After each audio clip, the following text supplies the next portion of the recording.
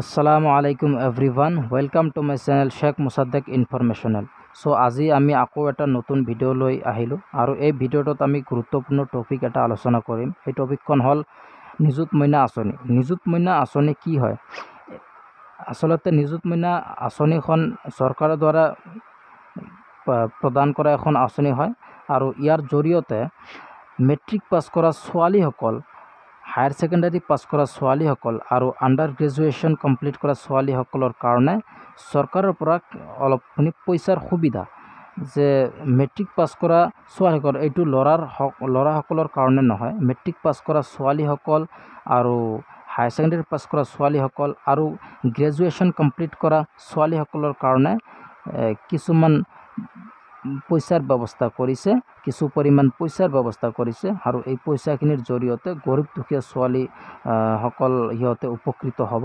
আৰু ইয়াত কি কৈছে, আমি মুখ্যমন্ত্ৰী হিমন্ত বিশ্ব শৰ্মাই কি কৈছে আমি ইয়াত শুনিম আৰু আগত তোমালোকে এইটো শুনা মুখ্যমন্ত্ৰীয়ে কি কৈছে, তাৰপিছত আমি বাকীখিনি আলোচনা কৰিম। সকল ছোৱালী বা ছাত্ৰীয়ে একাদশ মান শ্ৰেণীত নামভৰ্তি কৰিব, তেওঁলোকে গৰম বন্ধৰ 2টা মাহ বাদ দি প্ৰত্যেক মাহত তেওঁলোকৰ উচ্চতৰ মাধ্যমিক শিক্ষা শেষ নোহোৱা পৰ্যন্ত প্ৰত্যেক মাহত 1000কৈ টকা চৰকাৰৰ পৰা লাভ কৰিব।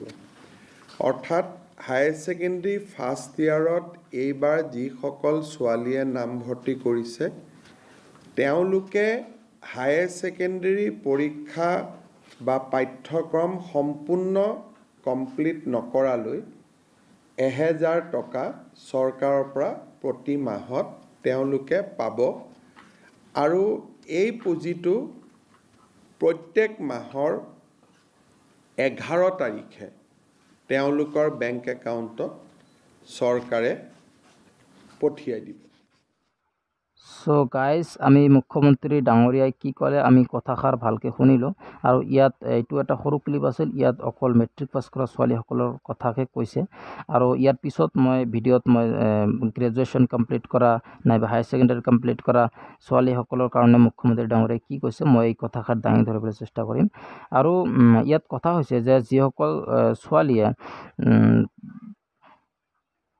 এডমিশ্যনৰ পিছত, যেনেকুৱা মেট্ৰিক পাছ কৰি হায়াৰ সেকেন্ডাৰীত এডমিশ্যন হৈছে কিন্তু তাইৰ বিয়া দি দিছে, মাক দেউতাকে বিয়া দি দিছে, তেতিয়াহ'লে এইখন সুবিধাৰ পৰা সিহঁতে বঞ্চিত হৈ যাব। এতিয়া কথা হ'ল পইচাখিনি ক'ত পাবা? পইচাখিনি তোমালোকে যেতিয়া এডমিশ্যন কৰিবা তেতিয়া তোমালোকে বেংক একাউণ্ট নিশ্চয় এড কৰি দিবা আৰু সেই বেংক একাউণ্টত তোমালোকৰ পইচাখিনি সোমাই যাব।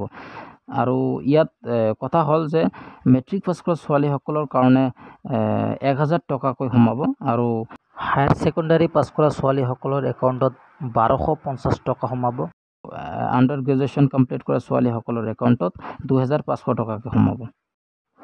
এইখন আঁচনি চৰকাৰৰ দ্বাৰা লোৱা এটা ভাল আঁচনি বুলি আমি ক'বই লাগিব, কাৰণ এইখন আঁচনি কমপ্লিটলি বাল্য বিবাহৰ বিপৰীতে এইটো প্ৰদান কৰা হৈছে, কাৰণ মাক দেউতাকে ছোৱালীসকলক বোজ বুলি ভাবি সোনকালে বিয়া দি দিয়ে আৰু সেইকাৰণে চৰকাৰে ছোৱালীসকলক আত্মনিৰ্ভৰশীল কৰাৰ কাৰণে যাতে মাক দেউতাকৰ ওপৰত সিহঁতে বোজ হৈ নাথাকে, এইখন আঁচনি সেইকাৰণেই চৰকাৰে প্ৰদান কৰিছে।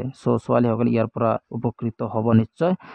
আজি আমি এইখিনিতে ৰাখিলোঁ। ইয়াৰ পিছত আৰু নতুন ভিডিঅ' লৈ, নতুন আপডেটছ লৈ আপোনালোকৰ সন্মুখত আহিম। চেনেলখন ছাবস্ক্ৰাইব কৰি ৰাখিব আৰু বেল আইকন অন কৰি ৰাখিব। আসসালামু আলাইকুম গাইজ।